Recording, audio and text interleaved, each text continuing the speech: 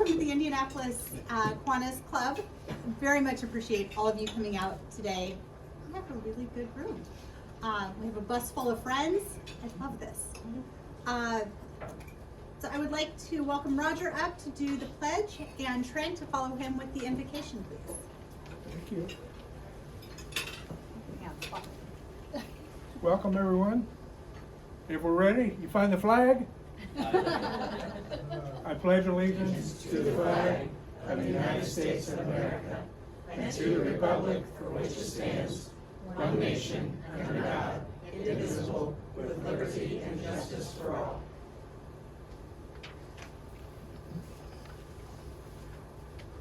Let's pray.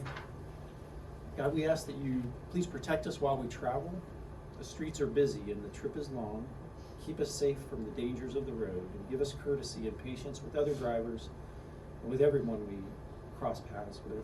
Help us reach our destination swiftly and easily, always knowing that you are with us. Amen. Amen. Thank you. A couple of club announcements as we get going. Roger, would you like to introduce your lovely wife? No. Not sure. She didn't hear that, did she? I do have a lovely wife of 43 years. My wife Lonnie is joining us today as a guest. She won't join the dang club. I twist her arm. We've got some other guests here. Rob has got a guest with us today. Yep. Yeah, I've got a guest, Jeff Kern. He's Please stand up. There's Jeff. Jeff, Stay stay standing. at HNTV, so we've been engaged with IndyGo as well. So I thought this was a great opportunity to get Jeff to the club and hear an interesting presentation. Perfect. Stay standing. All right. We've got some other guests from IndyGo. Of course, our speaker is here. But the rest of you, please stand and introduce yourselves. If you would, please. Stay standing. I'm Charlie Carlino. I'm the Chief Administrative Assistant with IndyGo, and I'm the assistant to Inez, President and CEO. I'm Ari Castle. I'm the Digital Media Specialist for IndyGo. I'm Morgan Johnson. I'm an executive assistant at IndyGo. I'm first assistant to Leslie Gordon and second assistant to Ms. Inez. I'm Carrie Black. I'm the Director of Communications. All right. Afternoon, Leslie Gordon. I'm the Chief Public Affairs Officer. And around the pole. We got it. I'm Cameron Radford, Chief Government Affairs Officer. Just walked in, sorry. That's all right. Thank you all. How about a big round of applause for all of them?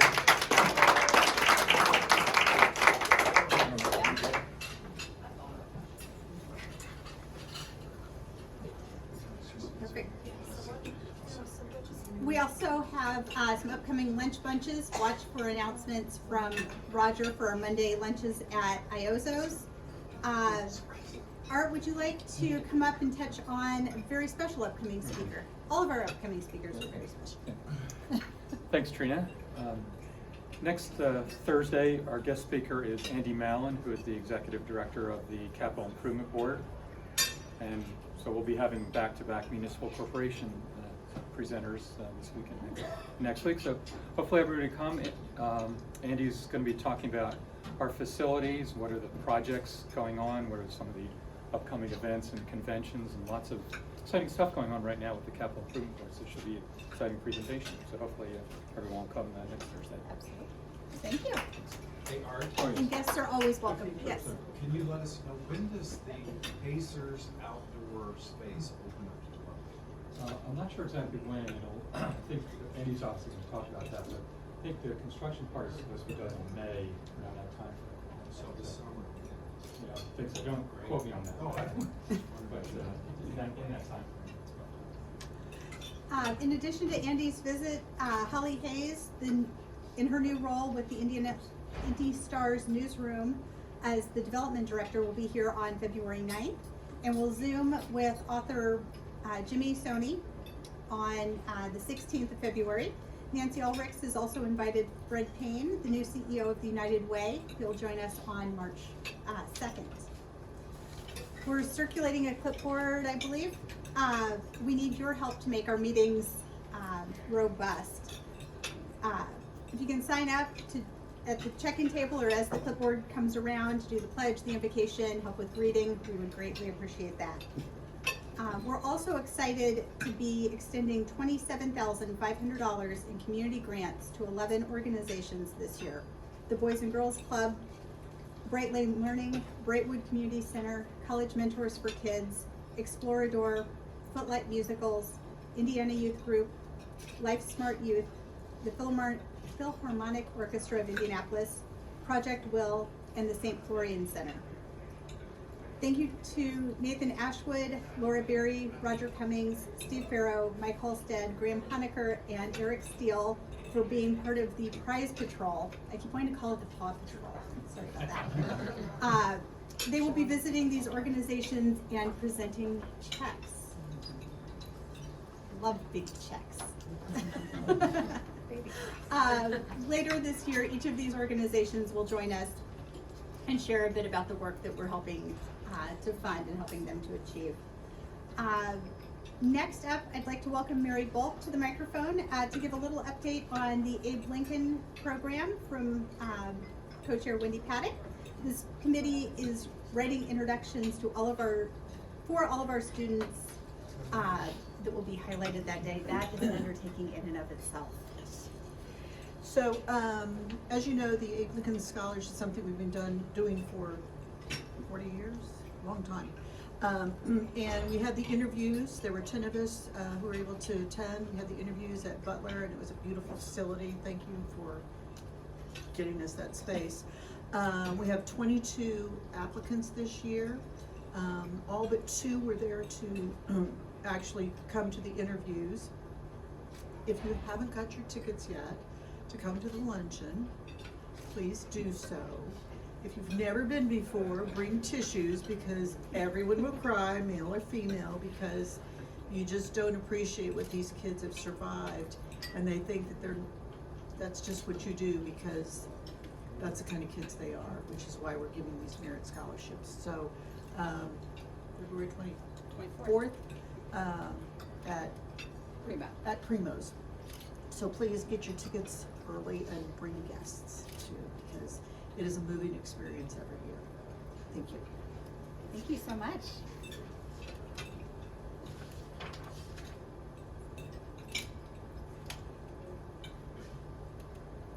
For additional information to buy your tickets for the Abe Lincoln Scholarship Lunch, indykiwanis.org/Abe Lincoln. Roger Cummings, you are getting all of your steps in today. We have 2 perfect attendance awards for you to recognize. Okay. Actually, there are 4 of them. Can you check? Check 1, 2, it's working. Yeah. Am I just not loud? Get really close to it. My husband complains that I'm loud. All husbands do that over their wives. All right, so perfect attendance. This is over the past year of October to September. There was a few of them given out last meeting, I believe. But here's the ones that were not available at that time. Laura Holloway. Laura Holloway, please come up and get this certificate. 2 years. She was here. Get 2 rounds. Oh, 2 years, 2 years. Well, I didn't see the big bright 2. I think I forgot this Congratulations. last week. We can't recognize you enough. All right. I'll see this one. Well, this guy gets every award available. For 3 years of perfect attendance, Duke Haddad.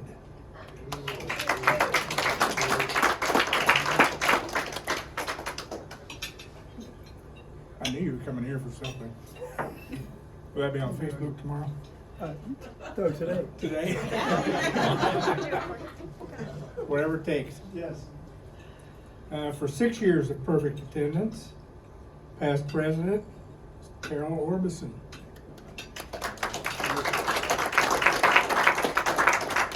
Around the gauntlet.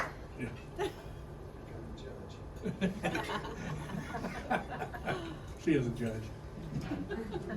So be nice when you're around her. Congratulations. Thank you, Roger. Thank you.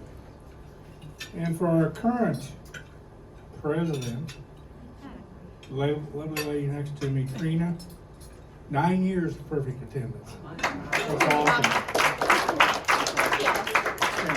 Appreciate you doing the tag team with me. You're welcome. But I've canceled the rest of my day. Please kick back, put your feet up. Thanks, Well, Roger. metaphorically. And finally, before we introduce our featured speaker for today, I'd like to invite Mike Halstead up to give a brief overview of the basketball program that's coming up, where we'll recognize our state finalists and some outstanding young men. Thank you, President Trina. On March 24th, Friday, put on your calendars, 11 o'clock at Primo's.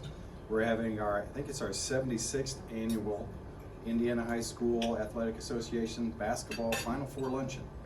And again, we're going to have a great event. Kyle Niedenrup, who writes for the Star, Bob Lovell, who's involved with all Indiana High School basketball, his radio program, are going to be our hosts. So looking forward to having you all there. We will be emailing around, since we're about 2 months out, opportunity for people to serve on that committee. I'll probably have a meeting in the next 2 weeks or so. And then particularly we need help on the day of the event from Kiwanis to help us with ushers and just getting things set up. So if you're available a couple hours before 11 o'clock to come down and help us get everything set up and get everybody to their table, would be much appreciated. So see you on the 24th. And Mary, I think on the Abe Lincoln, we're close to the 50th year. 48. 48, because my year, it was the 44th, and we'd already given out over $1 million at that point, so significant amount of money. Almost $1.2 million since 1.2, 1976. So, thank you, Trina. I'm impressed you hold all these numbers in your head. Thank you. So as you can see, we have a lot going on, but I don't know if you picked up on the pattern. The 24th of the next 2 months, we have big celebrations honoring really phenomenal kids. So just mark the 24th on your calendar every month and do something phenomenal. So without further ado, I would like to introduce today's speaker, Inez Evans. She was selected as IndyGo's president and CEO in the summer of 2019. Her story is one of working her way up in her field. I love this story. She began her transit career as a customer service call center representative in the early 90s, and most recently served as COO of the Santa Clara Valley Transit Authority, BTA. She has held positions of increasing scope and responsibility with Austin-based StarTran, San Jose-based Veolia Transportation, and MV Transportation in Fairfield, California, before becoming Director of Transportation for the Metropolitan Atlanta Regional Transit Authority, MARTA, and then the COO of the Southwest Ohio Regional Transit Authority, SORTA. I love these names. Okay, fun coming up with SORTA. She is diligently focused on operational efficiencies and building programs to support public transit employees' growth and development. She has led several successful transportation initiatives across the country, including installation of Bus Rapid Transit Service, BRT, and master planning for 100% fleet electrification. She has an MBA in management from Western International University and a Bachelor of Science in Business Management from the University of Phoenix. In her free time, she enjoys singing and gardening. Please help us give a warm Kiwanis welcome, Inez.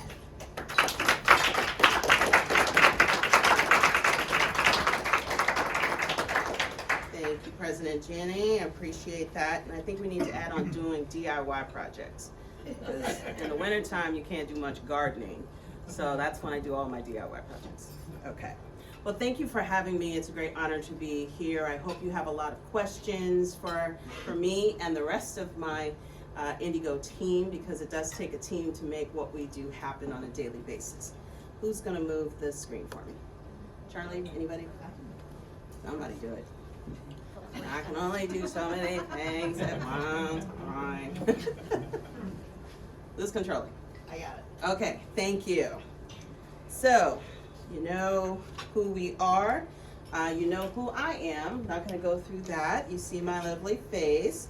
So let's take a look at where we are now. So let's start off with a look at our grand plan for transit at IndyGo, starting with our BRT or Bus Rapid Transit. Something voters overwhelmingly told us that they wanted in the 2016 referendum. So what's BRT? It's Bus Rapid Transit. It's faster, it's more efficient service that runs every 10 to 20 minutes, and it mimics rail. It's built on a fixed guideway, so it's rail-like service. And so as you can see, we add a lot of different amenities to our Bus Rapid Transit stations. We add on, it's an elevated platform. It has a ticket vending machine, so you can get your fare there at the facility to make for easy boarding on the buses. We have a dedicated bus lane, we have real-time signs, and we have the wonderful electric quiet vehicles. Yes. So one of the hallmarks of Bus Rapid Transit is the dedicated lanes. So dedicated lanes, why? Because it allows the bus to move separately through traffic without the interruption of other cars. They're also much more than transit.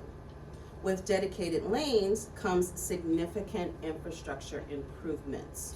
And so as you can see, what additional improvements occurred because of the significant investment?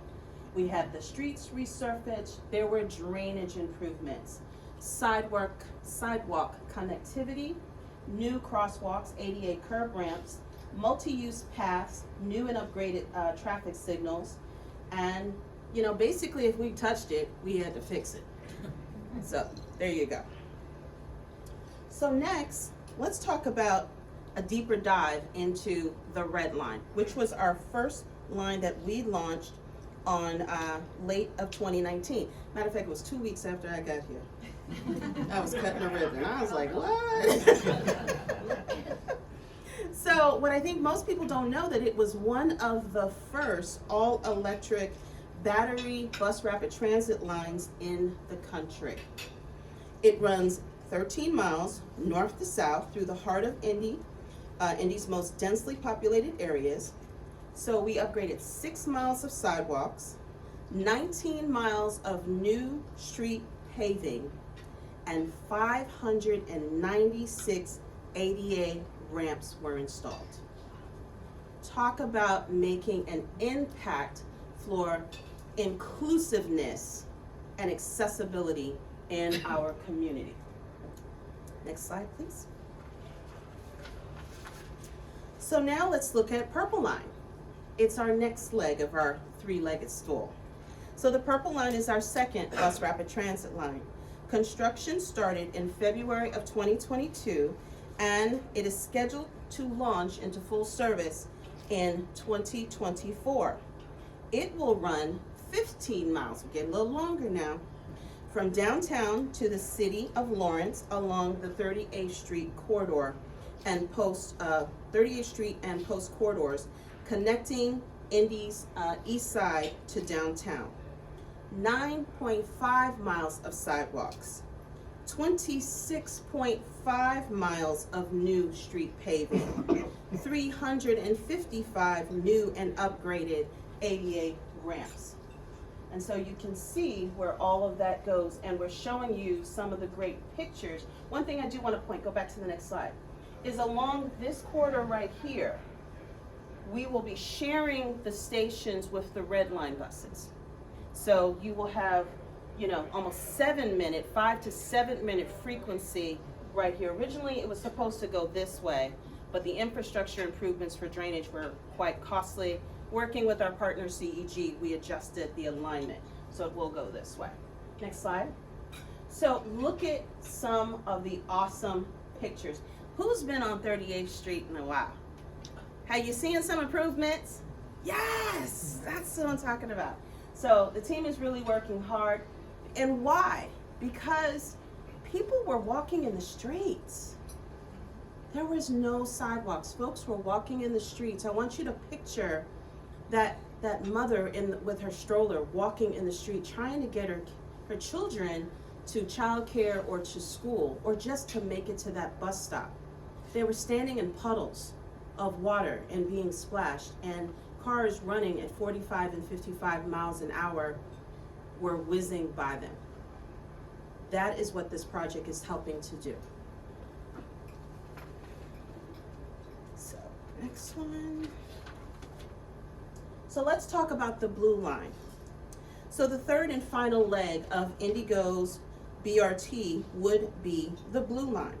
This route is scheduled to run along Route 8, which is our second, depends on the day. Sometimes it's the highest ridership route, sometimes it's the second highest, which already connects Cumberland from the east to the airport on the west side. So now let's take a deep breath.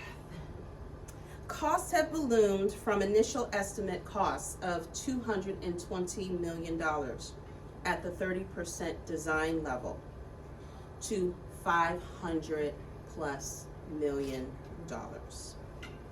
due to inflation, increased material costs and labor costs, and vehicle costs and drainage.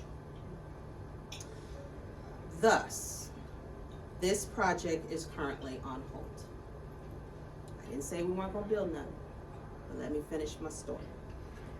Because we're gonna continue to work with our partners and look for other sources of funding to close the gap. So a few things, what have we done? We just haven't been sitting down and just going, what the hey are we going to do? So one of the things that we looked at was segment 1. So the line is broken up into certain segments. As you can see, there are numbers. Segment 1, 2, 3, 4, and 5. Segment 1 right here, we took a look at. Because originally the budget was $220 million. However, it is a 50-50 grant, meaning the FTA is going to give IndyGo 50% up to a certain cap. IndyGo only had $100 million left. So really, what was my budget? It was $200 million.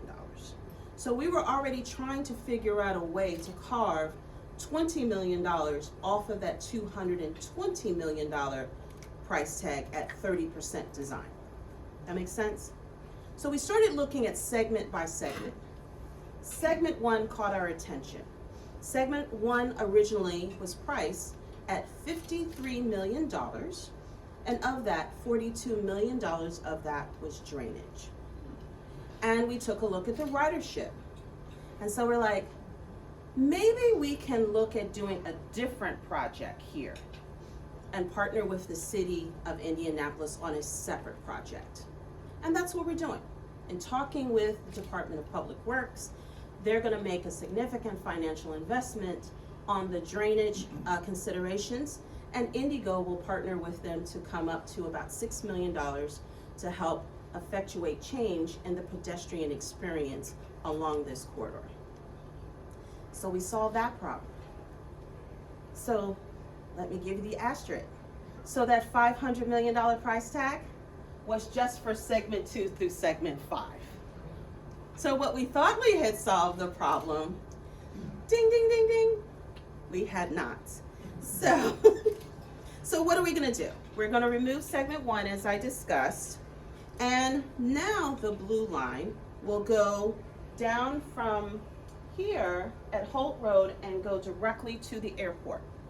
And what we will do is we will add a separate line along Washington Street to be able to accommodate our consumers who use us along that corridor, making it more of an on-demand type service, microtransit, deviated fixed route, something along that line, because we're gonna fix the infrastructure along the corridor. It doesn't address all of the ancillary roads that connect. So we still feel that there is pedestrian accessibility concerns, and a microtransit might be the way to help solve that.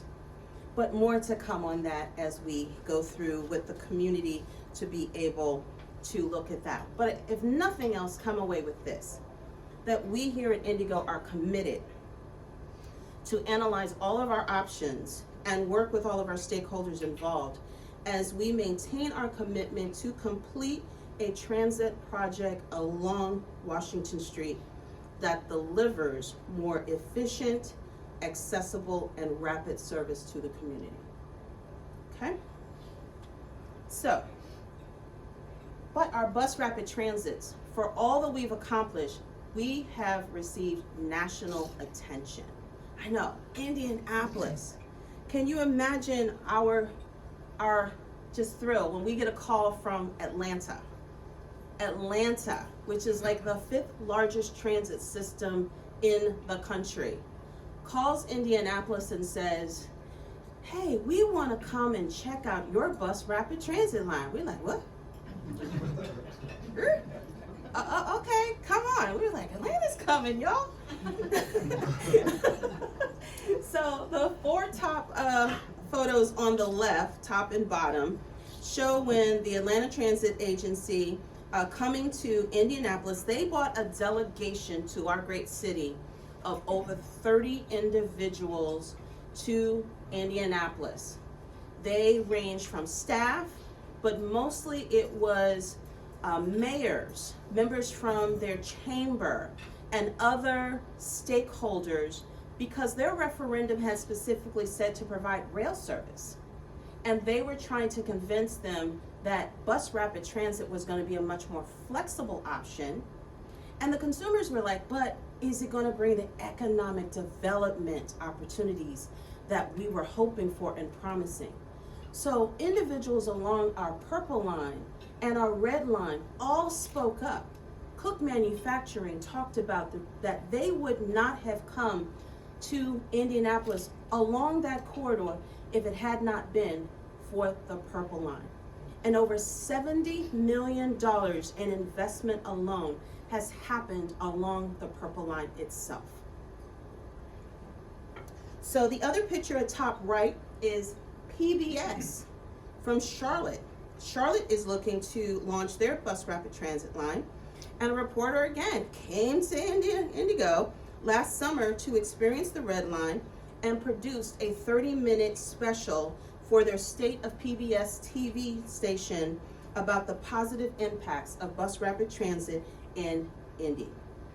And at the bottom right, the Redford Center, Robert Redford Center, an independent environmental nonprofit co-founded by the actor Robert Redford and his son, produced a micro-documentary about the red line called Beyond the Line. National focus, y'all. We are doing great things here in Indianapolis. So I've given you the highlights of our grand plan. So where are we at now? You know, we're operating still in a post-pandemic era where we're working to rebuild our numbers in every category, and we're making steady gains. We are IndyGo strong. We have 283 buses, and give y'all some highlights of how big, you know, we are here. 283 buses, 32 routes, 2,887 bus stops. Yes, it's a lot of trash, y'all.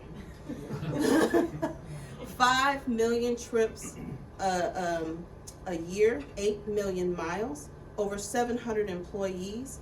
We're proud to say we have over 150 employees that have over 10 years of tenure with our organization.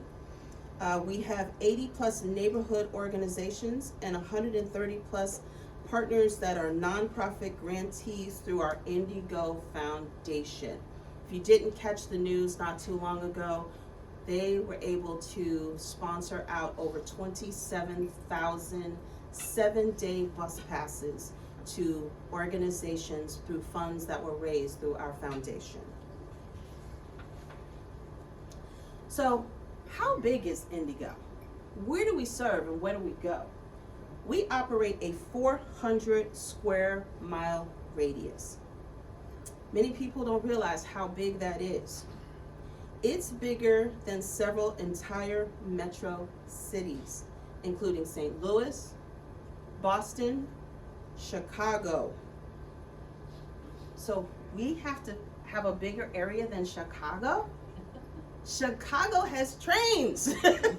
They have buses on almost every corner. Give you that perspective, and their budget starts with a B. Okay? Their budget has billion on it. We have millions to operate a larger square mile radius than they do. And so when you're looking at providing public transit for an area that large, you know, we got to get creative. You know, that's why we're looking at, is it a 40-foot bus? Is it a 60-foot bus? Is it a community-sponsored microtransit? Because we don't have the solution for every single community. So, what are we looking at? We partnered with Midtown Get Around. We sponsored them with, we leased buses to vans, accessible vans to them.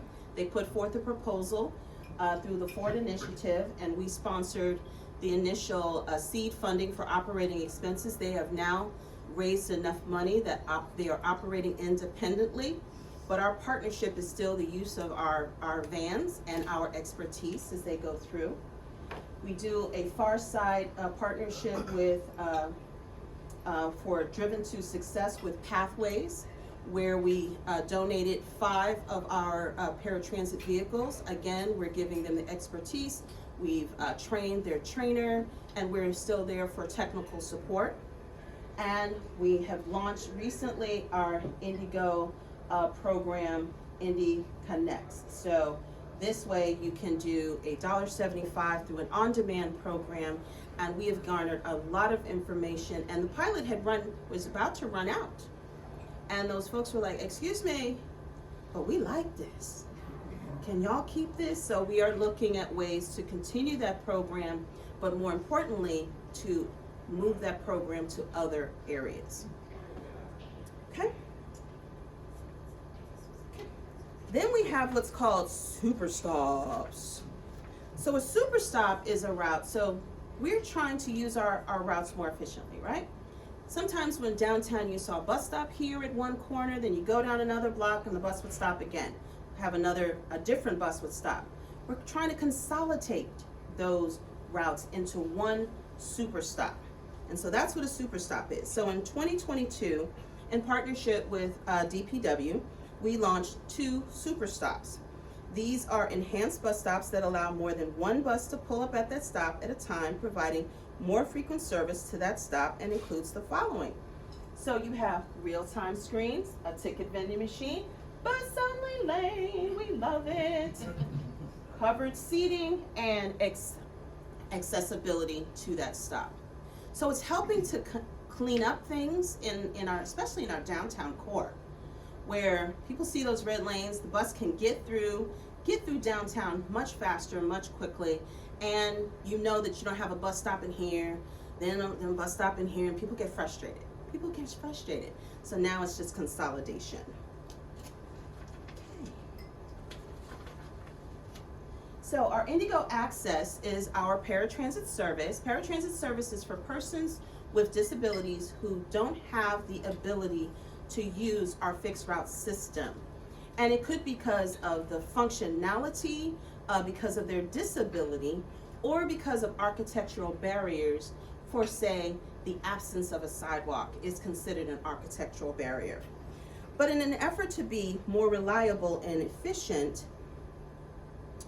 we've created what's called our Beyond the ADA program.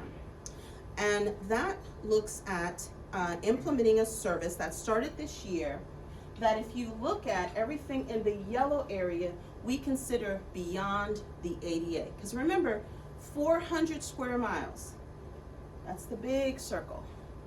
We can't serve all that and be efficient, because you also have to provide paratransit service in comparability to fixed route service. You need something to compare it to. Well, a lot of those outlying areas, we don't have any bus routes. We don't have anything to compare to say, well, I was riding on the bus for 2.5 hours. Okay, I know that's bad and I really feel bad for you, but I don't even know how long it would take a bus to do it, because I don't have anything to compare it to. So by doing a Beyond the ADA program, you have a little bit more independence, because they can pick We can pick them up, or they can use a voucher to be able to use a taxi to be able to provide those services. So the boundary is within Marion County as outlined, and then there's a separate fee for being outside of our ADA zone. Those who lived outside the ADA zone, though, are given a 2-year grace period where they're not paying the additional fees at that time. Okay? So I want to give you some highlights of some other ways that we're expanding. So the referendum called for us to expand 70%. Now, I can't squeeze 70% more into 1501 West Washington Street. They don't make levitating buses, and we don't have a take a bus home program for our drivers. So if you see a bus in your neighborhood parked, please let me know, because that is not a park out approved program. So with that, we had to go out and we're starting to expand our facilities. So at our top left, we have our East Campus facility. Some of you familiar with the former Celadon Corporation? We were able to acquire their original headquarters. So our current facility for our administrative team is about a 30,000 square foot facility. And when the pandemic occurred, we were not equipped for social distancing. Our cubes were so tight that, you rolled your chair back like just a few inches and you were hitting the person right behind you. But we were always making do with what we had. The Celadon facility came available and we were able to purchase it at a steal. And so it is now a 100,000 square foot facility. Why was this important too? We had committed to building a new training facility for our training department, for our training staff and buses. We had planned to build one, and the price tag came back at over $6 million just for that one facility, for that one purpose. And I was like, I think we can do better. We were able to get this building for $3 million. And we are able to squeeze it, well, squeeze is a bad word because we got plenty of space now. So we're gonna move our headquarters from 1501 West Washington Street. Our administrative staff will move from that facility to this facility sometime in the summer when all of the renovations will be completed. The top right is our mobility solutions facility.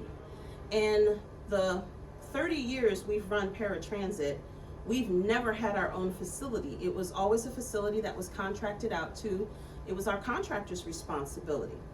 Our strategy was to become more turnkey, be more efficient with our dollars. So now they nearly need to supply the human capital. Everything else belongs to IndyGo. And so that facility has been born. Now with the electric buses came along, there was one thing that needed to happen. The buses needed to charge. And the original plan was that we were going to lease the land to install probably about $2 million worth of charging infrastructure in the ground. Lease and capital infrastructure. 30-day get off my property clauses. And I said, that doesn't work for me. So we bought some facilities where we owned the land and we made the capital investment. So the picture on the bottom left is our facility at 6410 College Avenue. And we've even partnered with an incubator business, Gang Gang. We provide them space, and their mission commingles with IndyGo's mission to provide access and cultural awareness to our community. And then our final facility, anybody ever been up by the Madison facility, not too far from the Greenwood Mall? There's a CVS over there and a dentist's office. Well, IndyGo owns that building now and all the surrounding land behind it, because we're gonna build another charging station there, as well as our first park and ride. Because it's the start or the end of the red line, depending on which way you're going. So that is part of what we will do at those new facilities. So why is transit needed now? So transit has always been needed. I'd like to reframe the question to say, why is better transit needed now? This is a record investment in transit and to build systems and increase our reach. You know, we are addressing everything that we have in areas of the 38th Street where the purple line will address some of the worst infrastructure that I talked about, issues in our city. It's a shift in culture where people just simply don't want to drive. Studies have shown millennials don't have driver's licenses. They don't want to drive. So it's necessary for us to increase our infrastructure. They want to also live closer to where they work, where they have fun. It's about transit-oriented development, and it is on the rise. And so we've also been granted, go back, $33 million from the Biden-Harris administration to help us in our mission, to help us build our second bus garage storage facility on that East Campus site.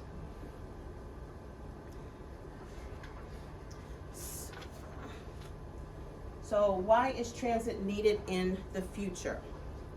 So as the appetite increases for cleaner air, as car prices increase because of demand outweighs supply and supply chain issues continue to plague our nation, transit is increasingly becoming more important. In this side to the left, you'll see a group of 60 people who can fit on this bus. Okay?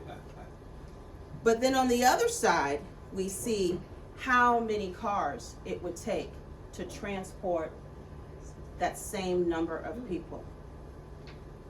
Which would you prefer? Okay?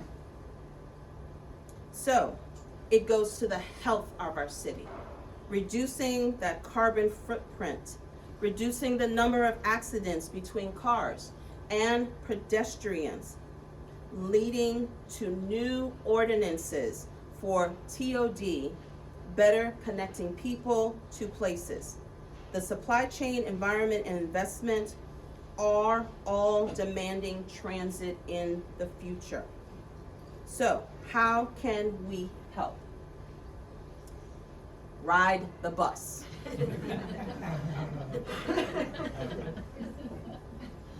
Got that one? Okay. So we need your riders. Okay. Next one, refer a friend.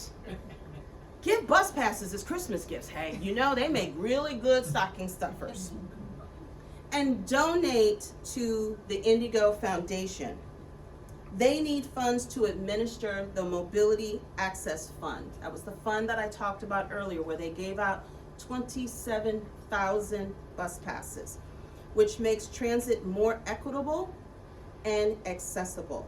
The foundation is in partnership with PNC Bank, and they were instrumental in helping with the distribution and the dedication of those 27,000 bus passes to nearly 80 local nonprofits in an effort to decrease the financial barriers for clients to access transit and assist in seeking employment, food, healthcare, and other essential services.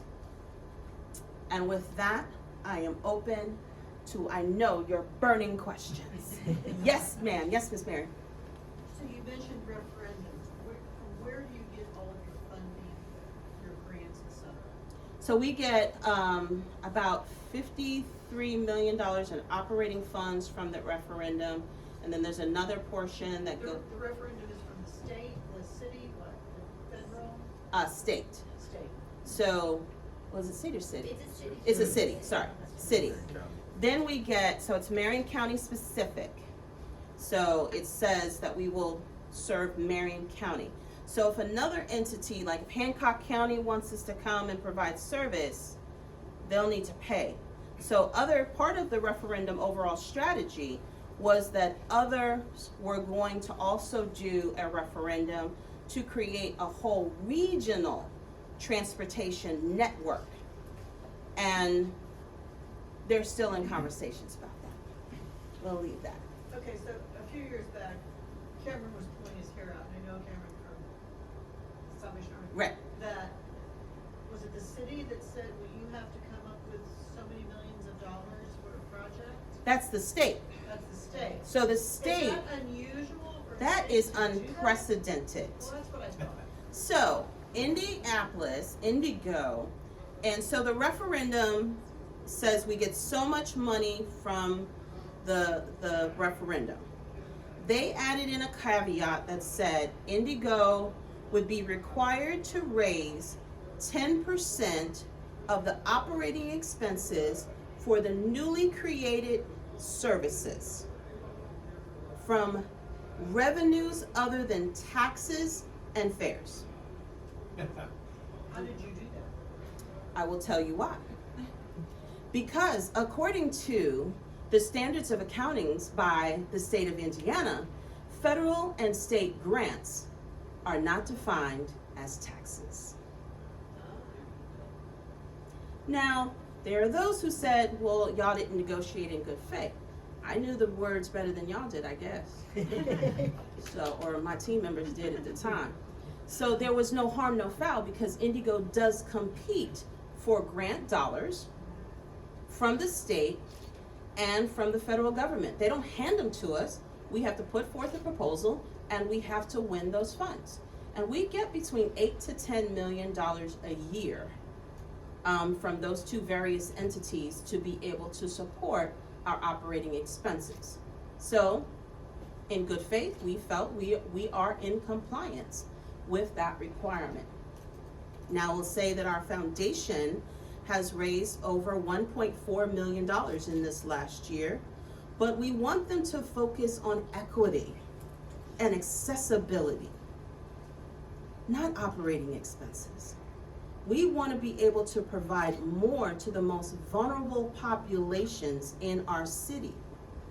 That's our core mission, connecting those individuals to jobs, healthcare, casting down food deserts in our community, not operating the bus. That's our job to do.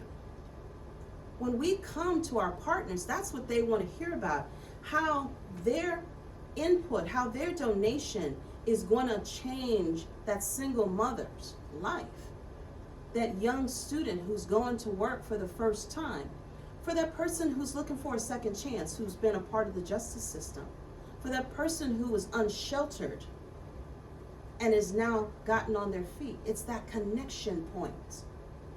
We fill that gap. That's what folks want to hear about. They don't hear about, I'm paying for a bus. They are paying for the bus, but in a different way. Now, we do get other funds from the state. It's called PMTF. Please don't ask me what it stands for. I just know we get about $11 million. Yes? What is the annual cost for an unlimited pass, and does that include normal buses and the BRT buses? Do we have an annual pass? We do not. We do not. We've never been asked to do an annual pass. But Why not? a fee is $1.75. What is a monthly pass? What is a monthly pass? 31 days, $60. $60. But only 30 for us all. How do you define old? 65 Yeah.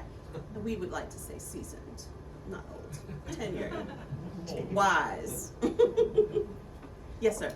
You mentioned that you're in the process of developing a park and ride facility on the south part of the Yes. red line. Is there any thoughts to doing that on the north side? So north of one, Broad Ripple, that area? so we're trying to work with assets that are already existing. So if you know of any partner that we could contact that has unused, so apartment complexes or a business, level parking lot. So there is one in Broad Ripple, and we have been talking with them potentially about partnering with us so that we can buy spaces or lease those spaces. So that is one option. We're always looking at churches because along those lines, churches are normally not used. Their parking lots are empty during the week. So they are prime for park and rides. Even some schools, but there's concerns about mixing non-school individuals onto school property. We're looking at like the outlining areas of shopping centers where there might be a Target or a Walmart and things of that nature. The beauty of Purple Line at one end in Lawrence. We have the great partnership with Ivy Tech. We haven't officially designated a park and ride there, but we do have plans to talk to them about the potential for that. And then part of the Blue Line, there was a proposed park and ride at that end as well. So we're looking all over. So Art, if you've got any suggestions of anybody to talk to, be more than happy. Off the top of my head, I don't. But and part of the reason I ask is because where I work, there's a red line station a block from where I live. But I live a couple miles from the northern part, so I can't walk. Right. So yeah, so there is that parking garage, and I can't remember exactly where it is, but it's like 2 blocks from the red line station. We've been taking counts of how many cars are in there during the week, and their counts are very low. And so to us, it's right to have that discussion, you know, let our people park there during the day, you know, and we kind of buy a space, and we would approve it, print out your pass, and you put it in your window. But we've got to work out those kind of logistics. Thank you. Yes? I have 2 quick questions, I think. Do the buses run all night? We do about 22 hours a day. So up about 1 o'clock, we're pulling back into the yard. And then about 3:30, we're cranking back out and rolling back out again. Secondly, we live at 40th and Real, real close to one of your stops.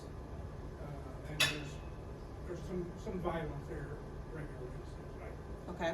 Do you experience much of that on the buses? There are times, you know, we go through just like any other business goes through. We're not magnets to crime by no means. Our crime level is very low, but we do have individuals who are experiencing different challenges in their lives and need special assistance. And we work with partnering agencies to be able to help get them assistance. We have an IndyGo Cares program that Leslie Gordon operates under her team, and they have the ability to reach out to partner agencies. You know, could we do more? Yes, and it is in our plans to do more. You know, we would love to redesign our Julia M. Carson Center to be able to house some professionals there on an ongoing basis. We've worked with, I can never say their name right. Thank you, Genezeret, to bring a free clinic there to do wellness checks and things of that nature. We are working with the Marion County Health Department to do the vaccinations and on. We want to see them expand some of their services. We do the food in transit. So I guess what we're saying, we're beyond the bus. We don't want to just report the problem. What we're attempting to do is work with partners to find solutions as well. Well, I assume the drivers that you train go through some sort of training. It takes about 8 to 10 weeks of training and dealing with individuals, de-escalation techniques, dealing with individuals who have mental health concerns, the unsheltered. Yes, we give specialized training. Yes, yes. How many all-electric buses do you have? What's their range? How far can they go? That's a great question. We have 31 buses presently. We have another 2,700, I wish. 27 coming. Starting half will be here this summer, and then another 50% will be here this summer. After that, they will start on the line 39 in preparation for the Purple Line. Their range varies based on environmental conditions. And so on average, we can get between 220 to about 230 miles. Contractually though, the bus was supposed to go 275 miles, which is the reason why we've had to put in the in-ground, in-route charging system to extend the range. Now in the wintertime, they don't go as far because of the heating system. So we learned a lesson. In the next reiteration of buses, they'll have diesel auxiliary heaters put on them that will help to extend our range better. Yes, ma'am. I drive up and down Keystone north of 71st Street frequently. And the people that have to wait for a bus are on the berm of the road. There's not even, room for them barely to stand, and I can't stand to think of them waiting in the rain and the snow. Is there any Yeah. kind of initiative to provide any kind of covering for those kind of stops? Absolutely. What we do is an analysis stop by stop over time. I think it would be shocking for individuals to know that it costs us anywhere between $30,000 to $50,000 per bus shelter. Because it's the acquisition of the right-of-way. We don't own the land. We have to acquire it from either the private entity or from the city. We have to get right-of-way permissions. Then there's utility relocations. We have to make sure that there's connectivity. Even though the law only says that IndyGo is responsible only to put pad there, the Department of Justice says we have to ensure that there's connectivity to that bus stop. So then we have to work with the city and or landowner to put that in. Then we have to make sure someone's gonna maintain it after we put it in. So there's a whole lot of discussions that go on. But yes, as part of the Marion County Transit Plan, we have identified all the areas, and we're partnering with the Department of Public Works. The foundation got an additional $500,000 grant last year. They focused on an area. We just got a $320-something thousand grant from IU Health to focus on some areas of concerns to put bus shelters in. So I don't have the plan in front of me, ma'am, but probably Keystone is on there. I know Carrie's taking copious notes, and we can go back and look and get back to the organization to give you an update. Yes, ma'am. Just a quick thank you to you and your team.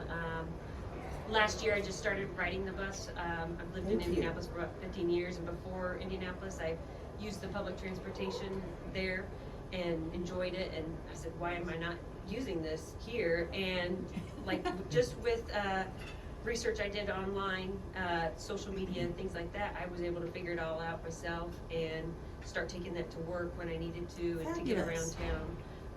And it's been great. So thank you for that. Yeah, I really appreciate it. You know, even if you just change a habit a few times a month has a significant reduction on the carbon footprint. Not asking everybody to give up their cars, but just make a conscious decision. Remember that slide with the 60. The more people you have do that, you don't have all of that carbon emissions affecting the rest of our community. I thank you for your time. Thank you, President Jenny.